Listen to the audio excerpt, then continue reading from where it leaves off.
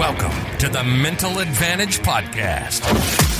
Whether you're an athlete trying to perform at your best when it counts the most, a coach or business leader trying to get more out of your team, or someone looking for more personal growth, this is the place for you.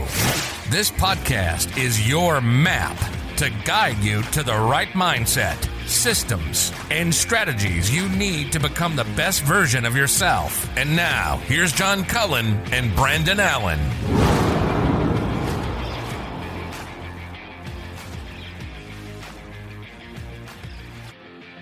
Well, it's an exciting day for the show, not only because the Ryder Cup is coming up this weekend, which I know you and I both are fans of that golf event because of the competitiveness to it, the, patriotism that gets involved in and all that country pride, all that good stuff. But we also have friend of the show, Dr. Mo, Dr. Morris Pickens coming on. What a great time to talk to him, because as we talked to him a little bit, Brandon, in the interview, is just about the mental kind of gymnastics, aerobics, whatever you want to call it, that a lot of these golfers are going to be going through this weekend. Yeah, for sure. Because, and we get into it, this environment is contrary to what they're used to playing with, right? And it puts a lot of creativity on both the player and the captains. I think the listeners will learn a lot about how and what it takes to kind of look at things. I mean, Mo goes into stuff that I wouldn't have thought about, from as small as, making sure that the guys are comfortable hitting the same type of ball, to the fact that the home team, this year it's the U.S., they get to set up the course how they like it. So yeah, there's a lot that goes into it. It's going to be a really interesting weekend. There's a lot of, off the course chatter about who's on the team, and there's some conflict with personalities and all that. But at the end of the day, they're competitors, and they're trying to win this thing for the U.S. So it's going to be a fun weekend. It's funny, Bryson and Brooks, of course, one minute you hear that everything's good. The next minute you hear, oh, well, wait a second, there's a leaked video. So you never know what's going on. And, it's interesting that those are all things that you have to juggle. And the fact that there's rookies on the team this year too, that are, like Mo points out, is, probably maybe something that if we were traveling, we were the away team this weekend, might not be the case, just because everything that goes into it. It's definitely pressure packed. Guys, if you want to get more information, I know those of you who've been with us for the Grand Slam series, of course, probably want to definitely know what type of content Dr. Mo puts out, but you can go to drmolearntowin.com, and you can get some of his books on there. I mean, you see a lot of different resources that he has out there. He mentions that he's going to be doing more videos and things in the future as it relates to putting and just on the course kind of strategies that you can implement to your own game of golf. But there's books. I mean, he's written 3 books that, the winning way in golf and life, and Learn to Win One Shot at a Time, and then Learn to Win a Major. All very good stuff. He is, of course, the mental performance professional at Sea Island Golf Performance Center in Sea Island, Georgia. But just a really great person who's been around the game, been a really great guest for us, really kind to the show, because he's offered, that we joke that this is his 5th time on the show, which is just, I told him he just must be a glutton for punishment, right? Like, well, for sure. I mean, he makes up 10% of our content, right? I mean, it's a good point. That's a good point. So, well, at least at this point he does. So anyway, he was great. And I think the listeners are going to learn a lot. Yep. Good deal. Here's Dr. Mo. Well, Brandon, our next guest needs no introduction. There's the listeners. and we've told him this before, but the listeners, I would say he's probably one of the most commented on guests that we get. Oh, for sure. People want to know, what's going on with Dr. Mo, right? Dr. Morris Pickens, for those of you who are just joining us, we affectionately refer to as Dr. Mo, and it's not just us. A lot of people call him Dr. Mo. But I was thinking, Mo, that when I was preparing for this show, is that on Saturday Night Live, if you've hosted 5 times, you get a certain thing. Well, this is your 5th. I mean, you're officially a friend of the show at this point. We got to get him some golden earphones or something, or a mic or something. That's right. Yeah, there you go. Go. So I don't know if that means you're a glutton for punishment or, because I know we're the ones who are getting a lot of the value out of this exchange. But no, we can't thank you enough for joining us, Mo. And, one of the hot topics, of course, is the Ryder Cup. It's going to be kicking off this weekend at Whistling Straits there in Wisconsin.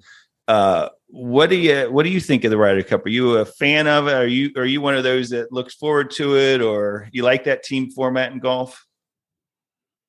Yeah, no, I like it. I love the Ryder Cup. I mean, it's probably one of the very few Sundays, just the whole weekend where I'm paying attention or trying to organize my schedule around it, or that sort of thing. Yeah, tomorrow morning I already got my morning planned in terms of when I'm going to get up, when I'm going to get my coffee, and when I'll have So I'm not going to go analyze the pairings tonight, but I'll be ready to go first thing tomorrow. And then once we get down to Sunday, especially with the singles play, that's one of the best days of golf, period, all year. So dramatic. Maybe the best. I agree with you 100%. Yeah. I mean, I think it's Brandon, go ahead. No, go ahead. Go ahead. No, I was just going to say I think it's one of those things that I don't know if it's just a competitor in me. And look, you can make the argument, especially if you're a PGA Tour player, that every weekend has got some of that same, competitiveness to it. But man, when the crowd starts getting into it and all of that stuff, it just gets to be electric. Well, it's a complete 180 for golf, not right, like the other day. Exactly. Say it again. I said it's a complete 180 for golf, because now all of a sudden you have a kind of more crowd involvement that you don't necessarily see unless you're out in Arizona, right? At the Waste Management, you've got a team aspect where, these guys are so focused on themselves on the course during the regular tour. Now all of a sudden you're having to not hit your shot and be committed, like we've talked about before, on your shot, but I've got to think about my guy next to me, which completely, that can be a challenge at times, can it? Oh, for sure. And it switches quickly, because depending on, I don't know the order they go in, but when you're playing foursomes versus playing, better ball or 4-ball, whatever they call it, that's completely different, because one of those you're pretty free, and especially if you and your teammate are playing pretty good, even if the match is tight, that's a different dynamic than when it's alternate shot. And there's a lot of just kind of ebbs and flows, and just the fact that you are playing for someone else, your teammate and your team, and then the whole aspect. I would say physically the act of making the motion is the same, and swinging a golf club or stroking a putt, but other than that, so much else is different. And I think a big part for these guys, one of the things that, because Zach has played in a bunch of them, and I've had other guys play as well, for sure. But, one of the things that, we talk about is when you get into match play, and obviously you could have match play just in the match play event, but this is completely different than that. But is making up your mind whether you're going to play match play or whether you're going to try to stay in kind of stroke play mindset, because those are different, and just the amount of energy you put onto somebody else. And if then it gets down to where if you're playing Friday and Saturday and you're not to Sunday yet, in singles, you can obviously just do whatever you want. But if you want to kind of stay in a stroke play mindset, right, but your teammate is in a match play mindset, then there needs to be a lot of way more discussion amongst the 4 people in that group than there would be any other time, so, because I mean, hardly ever. I mean, you would be cordial, but you would never discuss golf with somebody else's caddy. Right. Right. Yeah. I mean, for one, it'd be against the rules, but 2, I mean, it's just, you wouldn't do that. And so it becomes so different, and then I wouldn't say it's expected, but it's certainly accepted that there's going to be more emotion, that there's, potentially going to be a little bit of gamesmanship, that sort of thing, which is, I would say, really frowned upon, in a regular event, but you're not surprised if it happens to you in this format, Yeah, no, it's interesting. I don't think there is, well, we definitely know it's that the mental acrobats, if you will, that are going on during the Ryder Cup are that's where guys like yourself probably are at your busiest, right? Is because now, the other thing, Mo, and you started to kind of talk about this, is you're shifting from a team aspect to a individual aspect, back to team in some cases, like depending on how you're scheduled throughout the course of the weekend. You could be playing best ball alternate shot with somebody and then turn around and have to do some other variation of individual matches later on, and it's like you say, it's probably very challenging to operate back and forth between the two. Yeah, and I think especially having not been through it. So the United States has 4 rookies, I guess. Is that right? Yeah. Yeah. And I don't know how many Europe has. How many does Europe have? Anybody know? I don't know that. I don't. I'm just looking through their roster. For the rookies, it doesn't really matter. For the rookies, it's really, a lot of fun and excitement and a huge kind of build up, and you're still able to kind of do your own thing at the beginning part of the week, because even if you're playing a match against 2 other guys on your team and you're trying to simulate it, it's not the same. It's kind of like speed in football. You can't ever simulate game speed when you're practicing, and so, that's you're going along. Hey, this is a fun week. We got a lot of stuff going on, and, all these cool gifts and everything. And then, Friday morning comes, and then bam, here we go. And, well, and the other thing I think, Mo, is that you're constantly, it's tough to stay in the moment, I imagine, because you're constantly like looking at the scoreboard, and everybody knows. If you look at the last, say, 5 Ryder Cups, kind of, the last 2 have been a little bit more blowouts blowouts is perspective word, right? It's 17-11 for Team USA in 2016. And then the last one in 18 was Team Europe, of course, 17.5 to 10.5. But everybody knows how critical those early matches are from the overall scoreboard piece of it. It all comes down to that match play on Sunday, but you can really build some leads early on. Well, if I'm going off 4th or 5th, it's, really difficult to be looking at that scoreboard and not realize what's at stake. And now all of a sudden that opens up another thing, Brandon. Well, it's like Dr. Mo's talked about before, right? Is you don't want to put an expectation on yourself going out maybe hot early, but you kind of can't help it in this event. This whole thing, to me, you've got the dynamic of individuals that are now playing a team. You've got the dynamic of having some alphas. Look, we all know, everybody on the call knows that there's a couple of guys on this team that just don't flat get along. And what's going to be really interesting is, as a captain, do you have to do something where, where Brooks and Bryson actually play together? Or do you, from a mental perspective, say, hey, we don't want to deal with that. We don't want to get the crowd involved.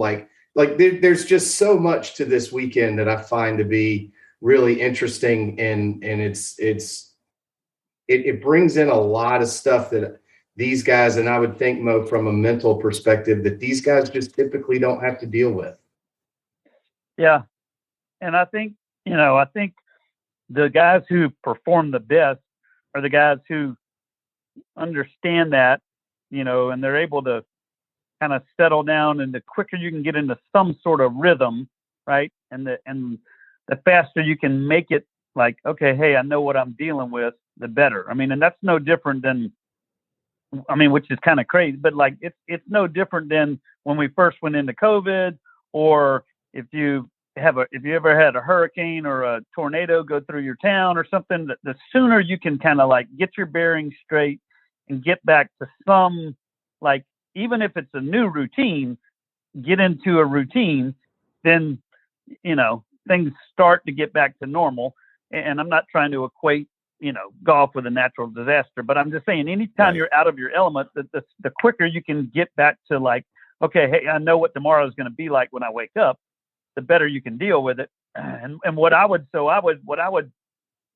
definitely, talk with my guys in the past about, and I'm sure Zach will probably be telling some of the guys that, because each vice captain will be with one group. The way it works is the captain is kind of going back and forth, and then each vice captain is assigned to one match, and they're with them the whole time.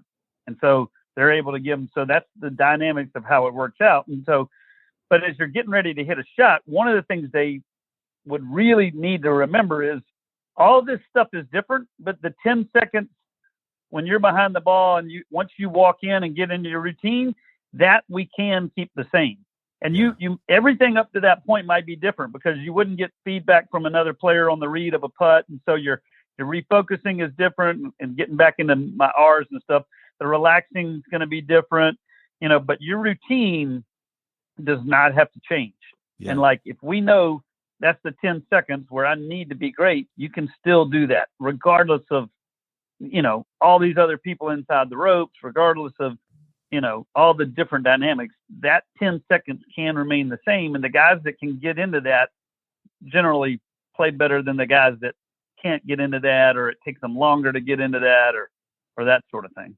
No, I think, it's, you talked, of course, about in the previous shows, the controllables, those keys, that everybody should have. And yep. You're right. I mean, you can get back into those too, to get yourself in that present moment by focused on, okay, is it my tempo? Am I committed?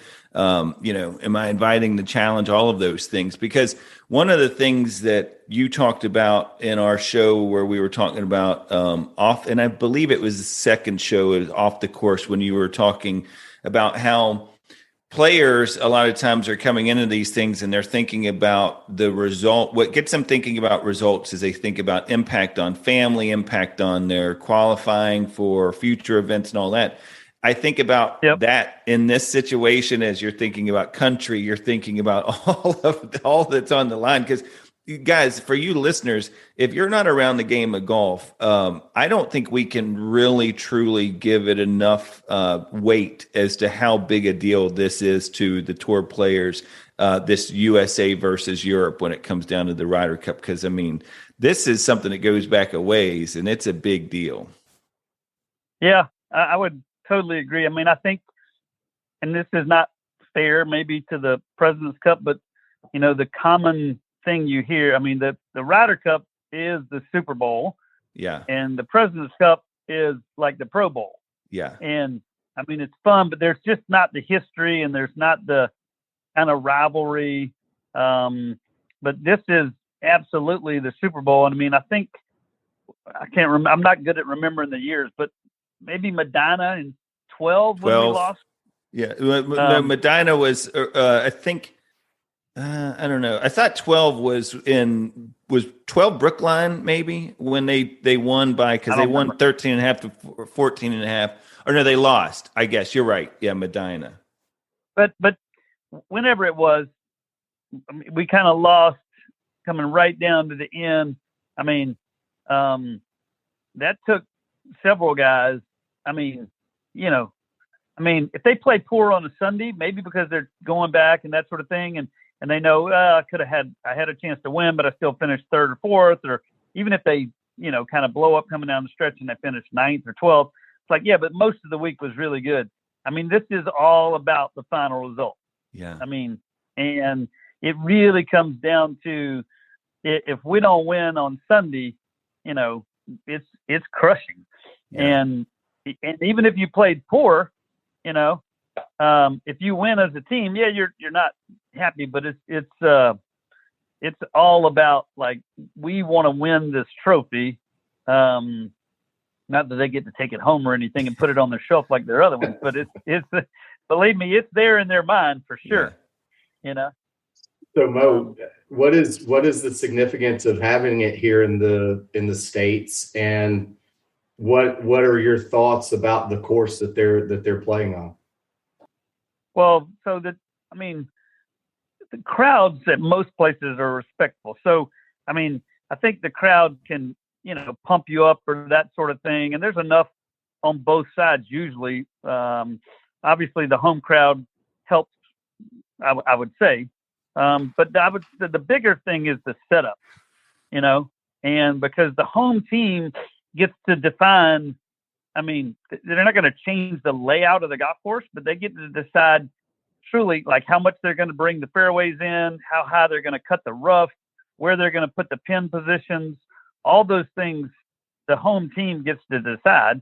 And, you know, I think it's fair to say, had this event been in Europe right now, I don't think, and this is just me, I don't have any factual basis for this, but I don't think you'd see 4 rookies, right? Oh, right. That's a good point. Really good point. I think you want to break in rookies at home. I think probably, I'm just guessing, but if this event were in Europe, you know, probably Patrick Reed and Kevin Na and Webb Simpson, at least 1 or 2 of those 3 would have been on the team, and Berger, Scheffler, some of those other guys that are rookies might have been left off. So because, you know, this golf course is going to be set up fairly generous off the tee. It's going to favor length, and it's going to favor birdies, right? And because on paper, that's what the Americans are good at. And then if this were in Europe, you know, when we go to Italy in 2 years, it's going to favor, you know, shot makers. Yeah. Shots. Yeah. And that sort of thing. Yeah. So from a sports psychology perspective, because I was really curious about this, and you started to kind of uncover this a little bit in your last answer, is this could be a catalyst for some, right? I mean, it can be something like you were saying, is sometimes it takes people a little longer to get to kind of put this out of their mind, but that can work in both ways. Like, I imagine you can have a player who, and there's probably been examples of this in the past, coming into this event not playing all that great, although you have to be playing somewhat great to even be on the roster. But, you know, maybe they're struggling a little bit down the stretch. They come into the Ryder Cup, all of a sudden either the team does well, or maybe they play particularly well with a teammate during, you know, best ball play or something like that. I imagine that can kind of almost improve. You can almost get that contagious confidence from somebody if they pair you with the right person, right? Now, all of a sudden, you're playing a little bit more confident as a player, and then maybe that catapults you into the rest of your season on tour. Well, yeah. I mean, I would say not even the rest of your season on tour. I mean, I think you could make the argument of your career, and that dynamic of, like, feeding off the other person and kind of, you know, getting it going. But also, I mean, it's one thing to hit a shot under pressure and help that build your career. But like Zach Johnson would tell you, in 2006, he played his first Ryder Cup. It was in Europe, and they're on the 17th hole. I want to say it's a Friday match, and him and Chad Campbell are playing Podrick and somebody else, maybe McGinley. Yeah. And they're basically one up with like 2 holes to go. And the other team's already hit so they got a 1-shot lead. They're on the 17th hole, and Zach and normally he would lay up, but like, okay, we're going to go for the green. And he hit a shot, a 3-wood or a 5-wood, hit the green. They ended up having the hole. They won the match, you know. But he would tell you, like, early in his career, that one shot really gave him the confidence of, okay, hey, I can perform under pressure. Like, that's the most pressure I've ever been under. We're trying to get a point. I'm playing for a team. It's alternate shot. If I hit this in the water, potentially we're going to at least be tied, and then we could lose the match or that sort of thing. He would tell you that was, of all the shots he remembers, that's one where, like, okay, I'm going to really just basically sack up and hit a great shot here. And that's what he did. Yeah. So it's a really cool thing. Go ahead.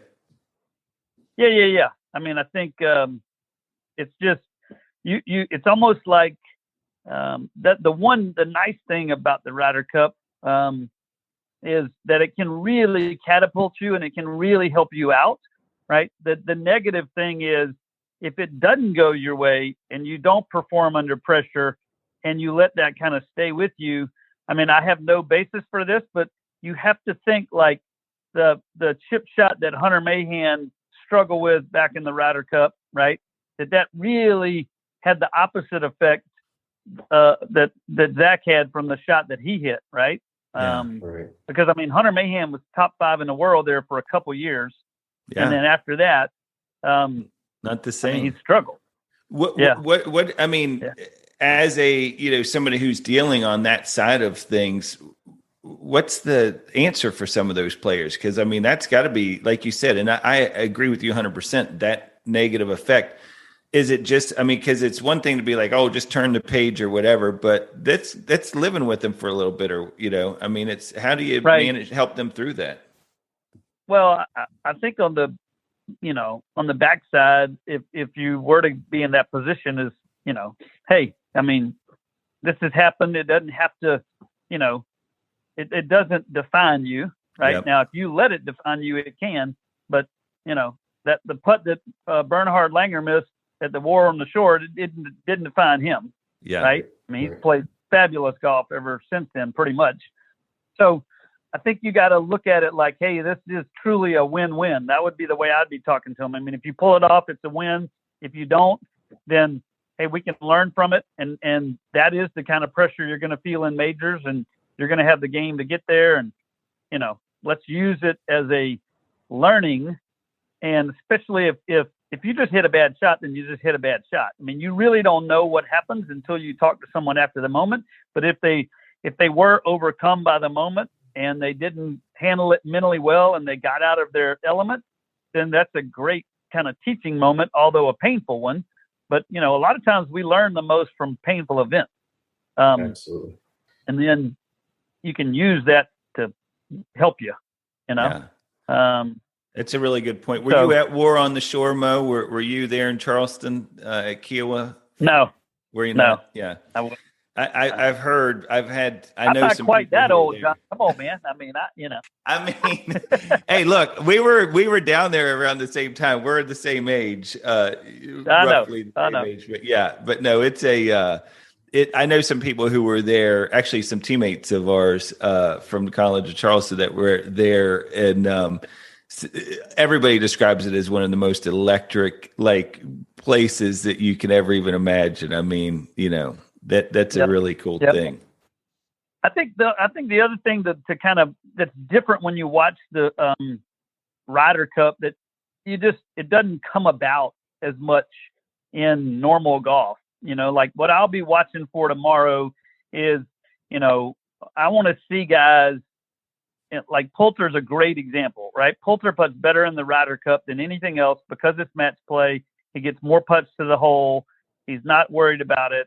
So I want to see early on, like who's releasing the putter, whose putts are getting to the hole, that sort of thing. And then the dynamic of, who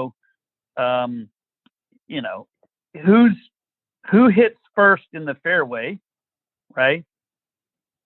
Can dictate a lot, especially in alternate shots, right? Because you're feeling you're there on the tee. Only 2 guys are going to hit the tee ball, and then it's just in best ball. It's a little bit different because this has got a little bit of ways to play out, and a lot of this happens on the green. But in alternate shot, if one guy hits it up in the lip of the bunker, like immediately, it can change your thinking, right? And then, or both of you hit it down there good. And so it's pretty easy for the first few 100 yards. And then you happen to be 4 yards ahead. So the other guy gets to hit first, and that guy hits it in there, right in the range of 10 feet, right? Well, now do I change my strategy or do I not? Statistically, he doesn't have a great chance of making that 10-footer, but I was looking 25 feet right. Does that change my commitment? Do I change my target? So, I like to watch how much communication the other team has after that guy hits it. Yeah. That's awesome. So Mo, to give the listeners something, I love what you were just talking about. You being able to watch somebody like a Poulter and what they're doing with the putter. But is there something that our listeners could kind of look for, especially out of these rookies that start tomorrow? Is there something that you go, okay, he's where he's supposed to be mentally? He's breathing. He's like, is there something or a key to that you're going to be looking for specifically on the rookie side to be like, okay, these guys are prepared and ready to go? I probably would be looking for the rookies. I mean, the way that you're going to see it the most, because once the matches get going, it's harder to tell, right? It's harder to tell because of what they're showing or not showing. If you were there in person, it'd be a little bit different than when watching TV. But what I probably will be watching the most with the rookies is to see, do they keep the same type of communication and input on the greens? Like, so if they're putting first, do they just putt? But then if it's a putt that they got to make, then they start getting information from someone else, or bringing their partner in, like that's what I would want to, if I were a vice captain and I were trying to advise my team in one match, I would just say, look, one of the biggest things is we need to kind of keep the communication the same on the greens. So if y'all are going to both read each other's putts, then let's do that the whole time. If you're not going to do it, let's don't do it. You and your caddy just do it, but let's don't, you just putt it on your own because you're putting first and you got a 25-footer, and then now bring in your partner because it's a 4-footer to have the hole. Right. That's where that's where it's easy to get out of rhythm and again, because it is different, and hopefully, obviously they've, already been thinking, I know they've already been thinking about this, but sometimes you just get in the moment and you forget because you get nervous. Mm-hmm. Right. Yeah. And one of my favorite things that you talk about is I've got a list of them I use now with clients and people is, but when you talk about commitment being greater than confidence from a standpoint of, at the end of the day, like we can't wait for confidence to show up, especially in a Ryder Cup, right? You got to be committed to those shots.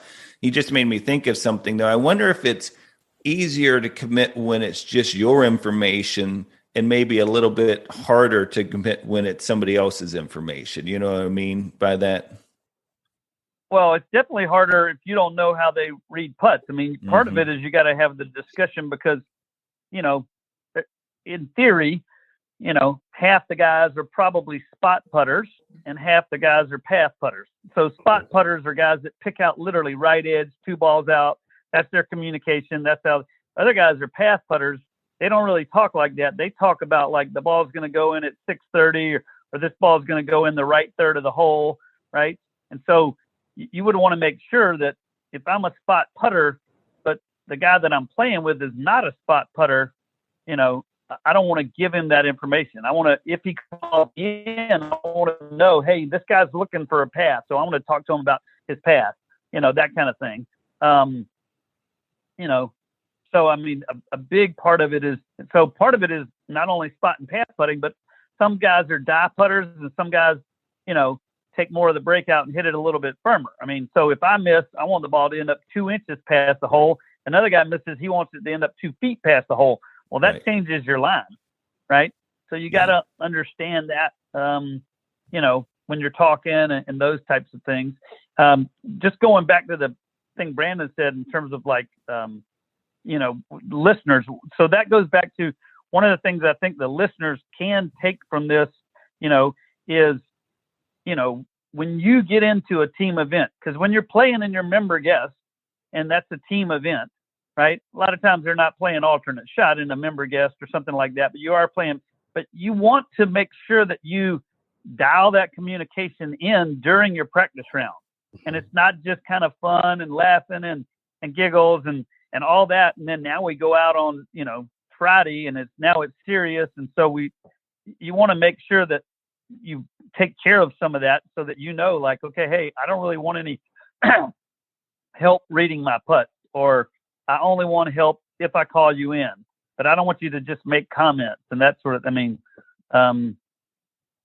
but a lot of people aren't thinking that, because, in the skins game during the practice round for a member guest, it's just all fun and right. You're not really doing anything. And then you kind of change it up because, we got this 9-hole match and we really want to get our point, and, the different dynamics. We're no different than them. It's just, you got to do the prep just like they're doing the prep if you want it to pay off during the actual competition. And a lot of people just don't really think about that. Right. There's two things that I'm thinking about as you're talking about this partnership is how important that captain is. You got Steve Stricker, somebody who's no, stranger to the Ryder Cup, has been one of those bulldogs when you've needed them in the past on Team USA. I was thinking of a couple of things, Mo. One is how important it would be to make sure you're pairing in those best ball pairings the right mentalities together, right? Because you don't want if someone has had not a history, but at least maybe is more likely to let one or two shots start to affect their game a little bit. You don't necessarily want to pair them with somebody else who's like that, because now all of a sudden they're both just going to be going downhill after missing a putt or something. And then the other thing is just with regards to making sure that when you're preparing the team. I know in the past they have the dinner the night before. And I always think about this as like, it's one thing to show those inspirational videos and, but that can also be one of those things where you're just like putting so much on it. And at the same time, even though we know there is a lot on it, it's still, as you like to say, you're still playing the course. You're still at Whistling Straits in Wisconsin. Yeah. You're at the end of the day, you're trying to make it back into playing Whistling Straits. I know what my 10 seconds are going to be like as I walk into this shot. That's what I'm going to kind of rely on and keep that the same. At some point, I think, as a captain, every point's vital and you're trying to do that, but, almost to some degree, like every year, it comes down to the singles. Yeah. And so part of it would be like, okay, hey, let's really go enjoy. Let's have fun. Let's make sure that we enjoy these first 2 days. And then, it's unlikely that it's going to get out of hand either way. Sure. We're not going to be dominating them. They're not going to be dominating us. So, then we'll get down to the singles and that becomes kind of, what they're more used to for sure. But I would say back in the first 2 days, in terms of the pairings and thinking about that, it's not just the captain decides. There's a lot of discussion about who wants to play with who do you think you'd like to play with, who do you think you wouldn't pair great with. There's a lot that's already been going on in terms of, they know some of these pairings for sure. And, like I think we talked about on maybe our off the course in terms of kind of your mindset, and you got some bulldogs out there, and then you got some guys that are more like surfers, that are really laid back. And then you got some guys that are more technicians or chess players and really pick apart the golf course. And I think that's where you can, if you're not careful, that's where you can get into trouble is, pairing a bulldog with a surfer, and one guy's really hyped up and the other guy's just kind of chill, and the chemistry is not there, but nobody, like, it will not be the case. I can't speak for Team Europe, but from what I know from Team USA, it will not be the case that when you get your pairing and they say that you're going to be like, oh my gosh, I cannot believe I'm paired with this guy. I mean, you already know who are the likely guys you're going to be paired with and who you're probably not going to get paired with. And some of that's just based on, types of games and that sort of thing. Some of it's based on, but, I would say that happens, maybe in the entire 2 days of team play where a guy's like, wow, this is not what I was expecting. And it would even be something because a guy was playing in the morning and he hit a shot in the rough and he feels like he, pulled a muscle or something, or it would be something weird like that, So Mo, when you're building that team, so you kind of were going down where my head was leading. Like you talked about the process earlier, and some guys the way they putt and all that. I mean, I'm guessing you want to try if you can, and if personalities allow, you do want a guy that maybe has a similar process. But if you look at even the captain and vice captains, really, I mean, I can't think of two kind of different people, and of course, I don't know them personally, but a Phil Mickelson versus a Freddie Couples. I mean, Phil, you hear him on, like, when he's mic'd up, he's constantly just dissecting, the wind and the course, and there's a rock over here, and Freddie just is like smooth as silk and just seems to be a complete chill guy. So, is there a lot, does Stricker think a lot about that as he's building it? And what he's got in terms of the guys that are actually going to be swinging the club? I mean, I think he thinks a lot about it. I think it is more important in the alternate shot, right? When you're talking about, because you're playing the one ball together. Mm-hmm. Where do you want to leave it? What are you thinking? That kind of thing. Because you basically have to come up with a strategy for how you want to play the hole together, and especially when you get to a par five, I might be thinking, hey, this is clearly a layup, but my teammate's thinking, well, I know I've seen you hit this 255 before, and I think you can cover this, and I'm an aggressive guy, and so I'm kind of talking you into hitting it, and and I don't really like the wedge that because of the bunkering and that sort of thing, the place that we're going to lay it up is not really a yardage I like. That's where you get into, okay, hey, we're really seeing this play out kind of differently. When you're playing your own ball, that's not so much the case. So I think it does come into play more in terms of the types of games you play in the alternate shot.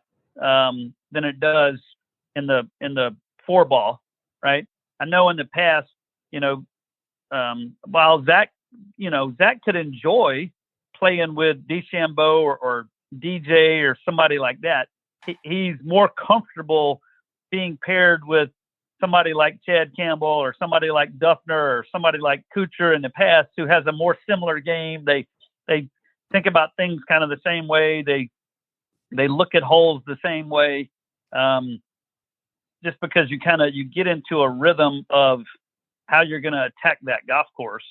So, I mean, I think that comes into play more there, Yeah. I think that's spot on, because when I think of someone like Zach Johnson, I do think of, those pairings and how important that was, just making sure you have that kind of, they're going to, like you say, approach it differently. And it's funny, every time we talk to you, I always think about how this explains so much why my golf game is how it is, because I don't think about near any of these things that you just talked about with my game. I'm just trying to get it closer to the hole.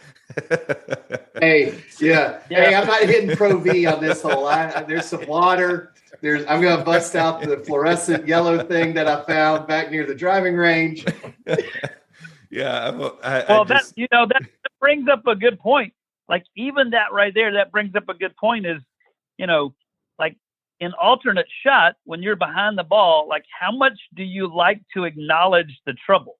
Yes. So people like to acknowledge the trouble a lot, and it's okay. And hey, because of this, we're going to move our target. And, if there's, that sort of thing. And then other people are like, well, they don't really do that at all. Right. And it's just all about this is where I want to hit it. I know that's there, but I'm not really worried about the OB down the right because I'm looking at the left edge of this bunker and that sort of thing. And then,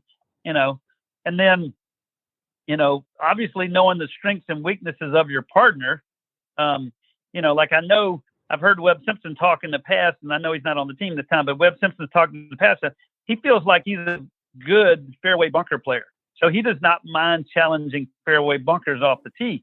But you get paired with somebody and that's not their forte, right? And, they might be thinking, well, I want you to do whatever you can to avoid that fairway bunker. So Webb's got the tee shot and Webb's picking one line based on how he would play the hole. And the guy's like, well, I'm not comfortable if it does kind of get into that fairway bunker. So, can you move your target 10 yards right? Well, I mean, it's easier said than done. That really starts messing with your commitment. And if we're saying, hey, I got to be committed. I mean, those are just little things that you don't really think about. Like, well, here's another the Ryder one. Cup is just, let's go get them. Let's kick their butt. And you mean to tell me that, the reason you hit a bad tee ball is because you want to hit driver and your partner wanted you to hit 3-wood to take that bunker out of play. Yeah, that's what happened. Yeah. What about the ball they play, Mo? I mean, because guys can be very particular about their equipment, right? I mean, does that ever come into play in terms of like, hey, this is the ball? Yeah. The ball absolutely. That'd be a non-qualifier. Like, let's say I can't think of who's on the different teams, but let's say that I'm pretty sure Rahm, because he's a huge Callaway guy. So Rahm's playing some Callaway ball, right? Right. And then you got another guy, and let's say they're used to playing an old, because you don't have to play the current ball. Like let's say somebody's playing a 17 Titleist Pro V1, and it's a really soft ball, right? Well, you wouldn't want those guys, playing together because especially if you start missing greens in the alternate shot, which is not uncommon, right? You start missing greens, and now Rahm's got a chip with a Titleist Pro V1, and he's used to chipping with a firmer Callaway ball. That gets really hard for him to start picking his shots and knowing what he can do and not do, and so that would be I mean, that's almost.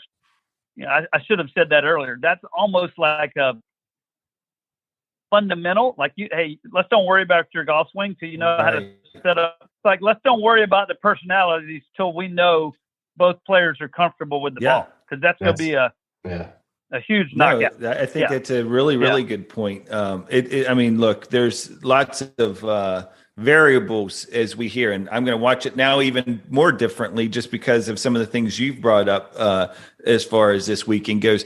Any favorite Ryder Cup stories, any memories that you have, just whether it's through players or whatever the case may be? Well, I mean, I think, I think everybody that can kind of think back is they might have been the ugliest shirts ever, but it was the biggest celebration. They were. when Justin made the putt, Yeah. I mean, so I can remember where I was that was when I was still even back in, I was building up. I was back in pharmaceutical days. We literally, for whatever reason, I have no idea why they thought this was good. We literally had a meeting in Key West, right? And so I guess they wanted it to be some nice place. So, and I'm like, and the meeting was Monday. And I remember like calling my guy, like, hey, I'm not traveling on Sunday. Yeah. The Ryder Cup. So I got special permission. Like, I'm going to fly to Key West on Saturday because I'm going to watch the Ryder Cup on Sunday. I'm not going to be in airports all day on Sunday, And so, yeah, I remember being there by myself in some random hotel room in Key West, Florida, watching, running around my room like I'm the guy, like I'm Justin that just made the putt, I think everybody shared that same emotion. And it's funny because when they get so much grief for that celebration, and I'm always like, You know what? Like you are almost admitting have not been in a competitive, situation without saying Right. it. If you blame them for that, because I can't imagine. I'm always shocked that it was as tame as it was, in comparison. Right. I mean, like that's where Right. golf, I know there is a certain etiquette, but still it was such a cool thing. Yeah. I would say one of my other favorite stories that if you read, and I'm not trying to promote a book, whatever, but it's in the book, that my Learn to Win One Shot. I mean, not Learn to Win a Major. Yeah. So it got blamed as gamesmanship on TV, but it really wasn't gamesmanship. So when Stewart Cink and I can't remember who he's playing with, they're on the 17th hole and they're walking up and it's a tight match and it's he and somebody are playing Rory and maybe Graham McDowell. I'm pretty sure it was Graham McDowell. I can't remember who Stewart was playing with. Anyway, and so they go up and I want to say that they're like one up, and Rory has hit it in maybe 8 feet, and Stewart's opponent has hit it. It's alternate shot, and Stewart's opponent has hit it. I mean, not his opponent. His teammates hit it like 25 feet. So he's to be the first one to putt, right? Yeah. And they get up on the green, and it takes him like 2 minutes to read this putt. Right. And everybody's like, oh, he's slow playing them. He wants them to think about this 8-footer. Well, Stewart, he had literally just eaten a peanut butter and jelly sandwich walking up. He's playing in the afternoon. So he's got a mouthful of peanut butter. And he's like, I don't want to hit this putt with peanut butter all in my mouth. So I'm just trying to swallow. And if you go back and watch it, he goes over to his caddy and he takes a drink of water, and people are thinking like, okay, this is really too much. This is really some gamesmanship. And he's thinking, no, I don't want to pass out over the ball because I can't breathe because I got peanut butter all in my mouth. So that was awesome. You know what's so funny about that? Because you also wasn't Stewart the guy that also went into the restroom. I mean, right before the playoff. I mean, he's British Open. Yeah. I mean, he definitely understands the mental aspect of, or the importance of how this stuff works. That's awesome. Well, he's probably been one of the. I mean, he understands being in the right mindset, and whether it's not wanting to walk up on the tee with Tom Watson on the tee, or whether it's not wanting to hit a putt with peanut butter in my mouth, or whatever it is, he's really situationally. He has some of the best situational awareness of anybody I've ever been around. In terms of how it might affect my performance, and I'm not in the right place, because of a little thing. So.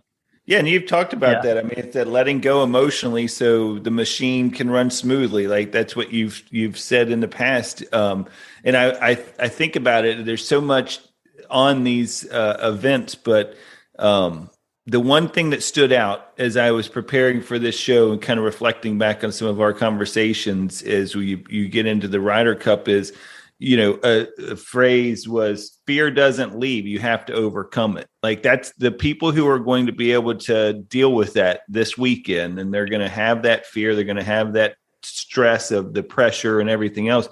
But it's the ones that are going to find a way to overcome it, whether that's through their techniques that they've done working with people like yourself, or but the ones that are going to still be able to kind of put all that noise aside and stay committed to their shots are the ones that are going to, at the end of the day, be most successful with it. Yeah. And I think, the ones, and we hadn't really talked, I mean, we've talked about this some, and we've definitely talked about your keys and that sort of thing, but if I were in the locker room with the guy and he's getting ready to go out in either format, the main thing I would be talking to him about would be, not that we hadn't been talking about it all week, but like just filling his head with positive self-talk, walking to that first tee about inviting the challenge. And this is such a great opportunity. And I want to go engage this. And, these are the kind of fires. This is why you train to be a great fireman, and walk into this fire and see what you can do. And, that self-talk for literally the 2 minutes to go from the locker room to the first tee, or however long it takes, or, when you leave the putting green for the last time, if that's going on versus, kind of the fear and the dread and the have tos and the shoulds and the got tos and all those things, I mean, that's just a totally different mindset. And so that would be, what I would be making sure that I tell somebody tonight, if I were talking to them, they're getting ready to go tomorrow morning, is everything you talk to yourself about is what you're going to do, what you can do, what you will do, not what you need to do or you have to or you should do. Just really having a huge influence is I got to fill my head with affirmative language, not expectation language. I love it. I love it. That's a great final thought. Well, Mo, we can't thank you enough. And hopefully they're taking note of that as well. And I'm sure they are preparing for this weekend, big weekend. And I know you're busy as ever. And so we always appreciate you carving out some time to be with us.